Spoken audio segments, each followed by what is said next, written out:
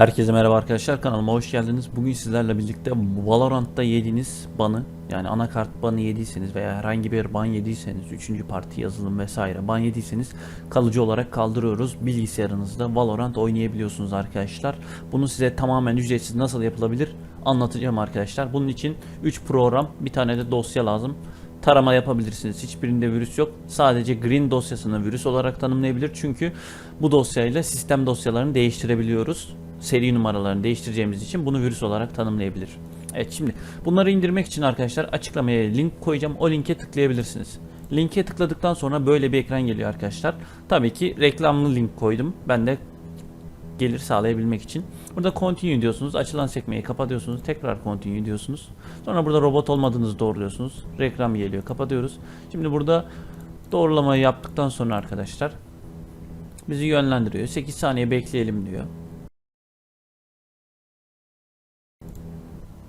Tekrar başka sayfaya yönlendiriyor ve Go'ya tıklıyoruz arkadaşlar. Evet, şimdi 4 dosyada önümüze çıktı. İlk işimiz olan Revo. Revo'yu indirelim. Diğerlerini de siz nasıl indireceğinizi tek tek indirip yaparsınız. Revo'ya tıklıyorsunuz. Revo'ya tıkladıktan sonra bizi yine yönlendiriyor. Continue diyoruz. Continue diyoruz. Açılan sekmeleri kapatıp devam ediyoruz. Sonra robot doğrulamasını yapıyoruz. Yaya geçidini seçin diyor arkadaşlar. Sonra devam ediyoruz. Açılan sekmeyi kapatıyoruz. Devam ediyoruz. Ve burada indirme sayfasına yönlendiriyor arkadaşlar. 6.6 MB'lık Revo Setup. Açılan sekmeleri kapatın arkadaşlar. Burada Download'a tıklayıp indiriyoruz. Download'a tıklayıp indiriyoruz arkadaşlar. Açılan sekmelere tıklamayın. Yanlış dosyalar indirmeyin arkadaşlar. Bu şekilde indirmeleri yapabilirsiniz hepsini. Şimdi geri dönelim. Şimdi Revo'yu indiriniz, kurdunuz. Revo'yu açıyoruz. Öncelikle Valorant'ın bütün kök dosyalarını temizliyoruz arkadaşlar. Valorant, hatta Vanguard daha önemli.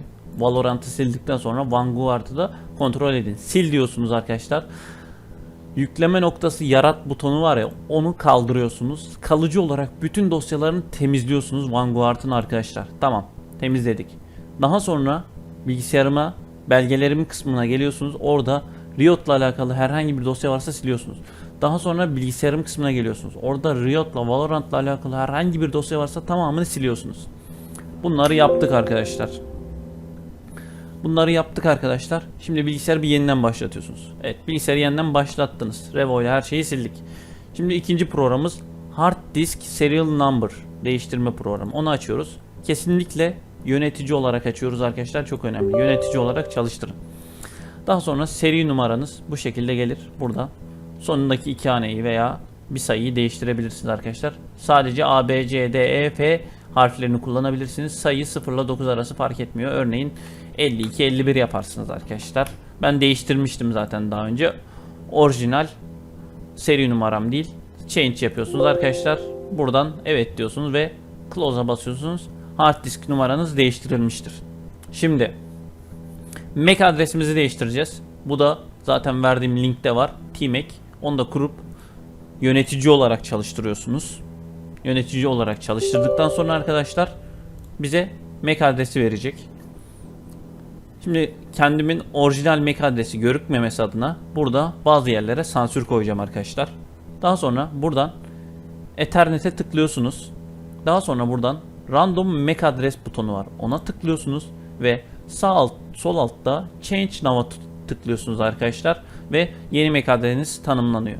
Ethernet çekirdek hata ayıklayıcısı için de aynısını yapıyorsunuz veya sizde daha fazla varsa, Wi-Fi varsa, wireless varsa onları seçip Change Now diyorsunuz. Random istediğiniz kadar basıp Change Now yapabilirsiniz. Daha sonra bunu kapatıyoruz. Şimdi MAC adresimizi de değiştirdik. Şimdi gelelim seri numaraları değiştirmeye. Closer'e giriyoruz son indirdiğimiz dosyaya. O dosyada zaten burada mevcut. Green 64 dosyası. Tıklıyoruz. Buradan DMI Edit yönetici olarak çalıştırma durumunda zaten bende. Sizde değilse direkt yönetici olarak çalıştırın. Burada hataya OK diyoruz.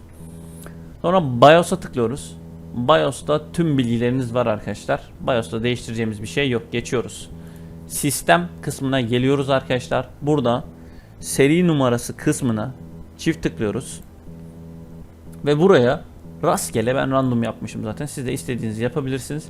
okeyliyoruz. Daha sonra altında UID var. Oraya tıklıyoruz ve burada Auto Generate System UID diyor. Onu istediğiniz kadar basıp okeyliyorsunuz. Tamam.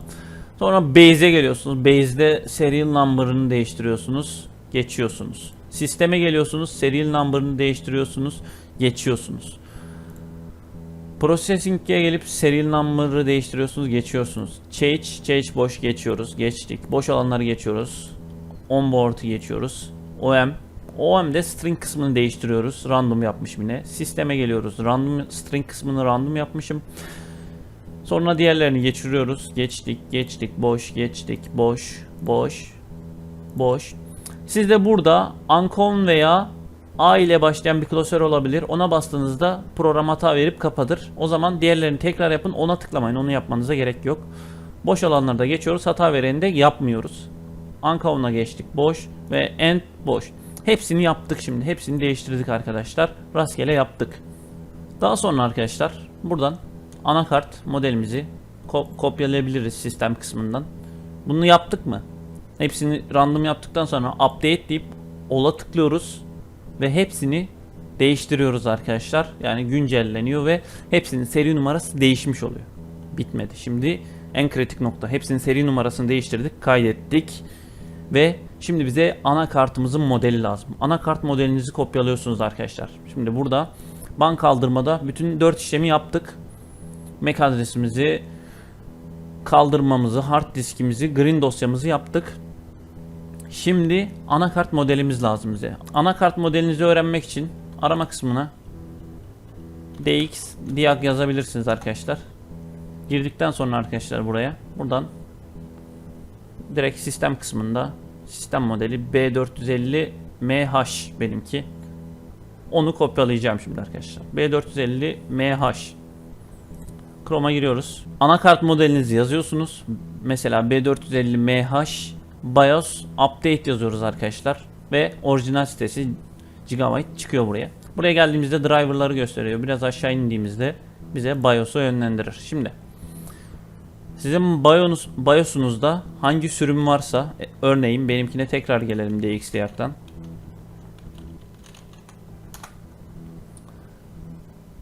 Tekrar geldiğimde BIOS kısmında F65B yazıyor arkadaşlar. Son sürümüne güncelledim ben arkadaşlar. Sizde hangi sürüm yüklüyse. Sizde son sürüm yüklüyse bir alt sürüme düşürün arkadaşlar. Son sürüm yüklü değilse arkadaşlar bir üst güncellemesini veya bir alt güncellemesini çevirebilirsiniz. Şimdi F65B'yi indiriyoruz arkadaşlar. Şimdi buradan sonra belirli kısımları BIOS ekranından yapacağım için bilgisayar ekranını telefonla çekeceğim arkadaşlar. Şimdi indirdik o dosyayı diyelim arkadaşlar. O dosyayı bilgisayarımızda bir flash atmamız gerekiyor. Bir tane flash lazım bize BIOS'u güncelleyebilmemiz için. Flash'ın özelliklerinde de dosya sistem sürümü FAT32 olması lazım. Flash'ınız kesinlikle FAT32 olsun arkadaşlar. Eğer bilgisayarınızda FAT32 biçimlendirme yoksa ekstra program indirip FAT32 ile biçimlendirebilirsiniz. Sonra indirdiğiniz BIOS güncelleme dosyasını bu flash'a atıyorsunuz. Flash'a attık arkadaşlar. Tamam.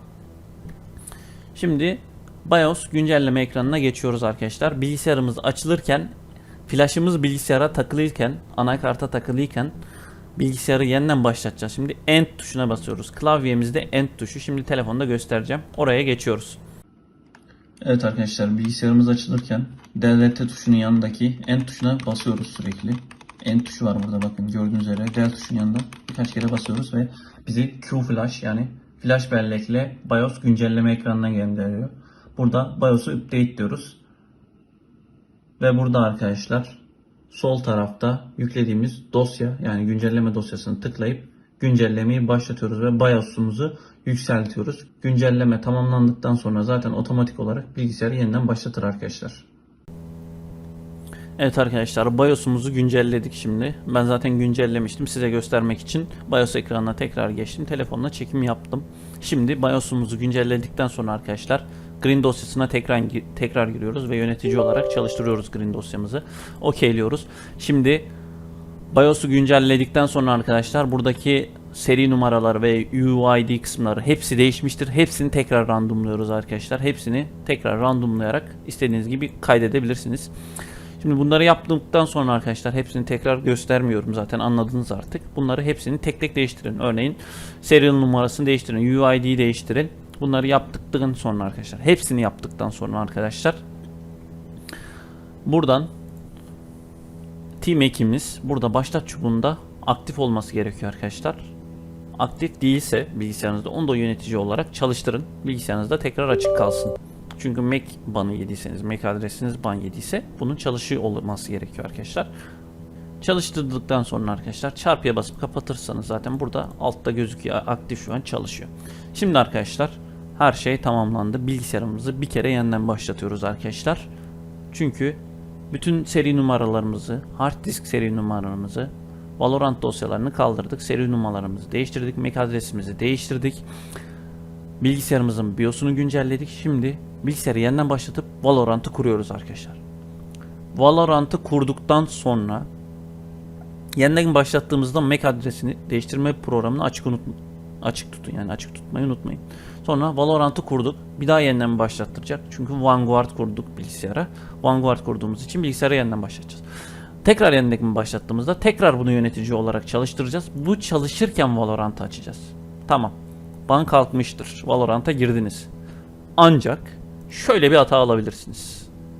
Diyor ki bilgisayarınızın Secure Boot'u aktifleştirin diyor. Bu hatayı alanlar için veya başka hatalı alanlar olursa da yazarsa, kanalıma abone olursa onun da videosunu çekerim. Bu hatanın videosu da şu şekilde olacak. Yine BIOS ekranına girip Secure Boot'u aktifleştireceğiz. Zaten bu hata gelene kadar Valorant'a girmiş olacaksınız. Göreceksiniz banınızın kalktığını bilgisayarda. Ancak eski hesaplarınıza girmeyin. Yeni hesap için öyle girin. Çünkü eski hesaplar tekrar banlı olduğu için bilgisayarı bozmasın. Yeni bir hesap açıp onunla deneyin. Şimdi bu hatayı alanlar için hemen BIOS ekranına tekrar dönüyoruz arkadaşlar. Bilgisayar açılırken arkadaşlar F2 tuşuna basıyoruz. Çünkü BIOS ekranına girmemiz gerekiyor. F2 tuşuna basıyoruz. Her bilgisayarda BIOS ekranı farklı olabilir arkadaşlar.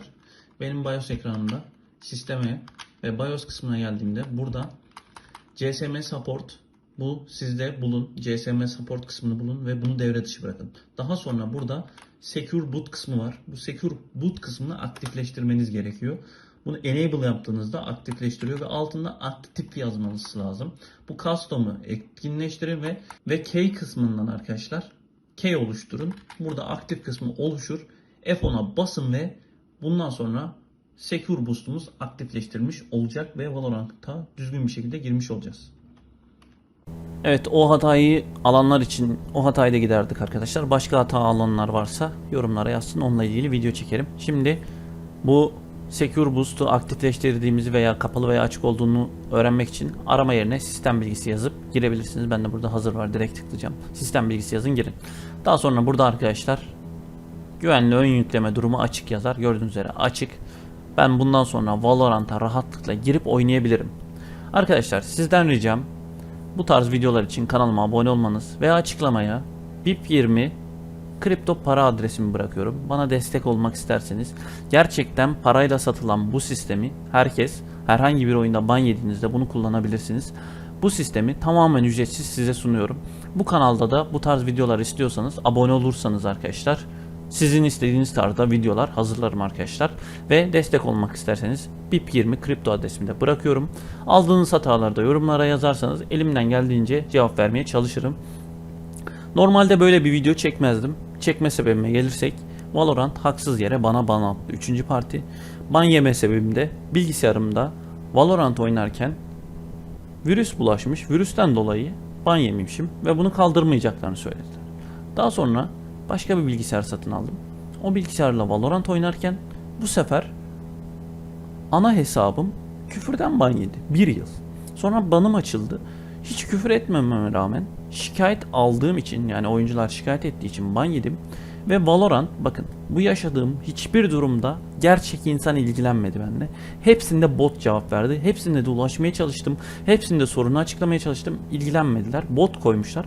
Bot otomatik cevap veriyor arkadaşlar. Kendi çözümümüzü kendimiz bulacağız. Bu banı kaldıracağız ve oyuna devam edeceğiz. Oynamak istiyorsanız bu kadar arkadaşlar. Destek olmak istiyorsanız kripto adresim açıklamada. Kanalda abone olmayı unutmayın. Bir sonraki videoda görüşürüz. Bay bay.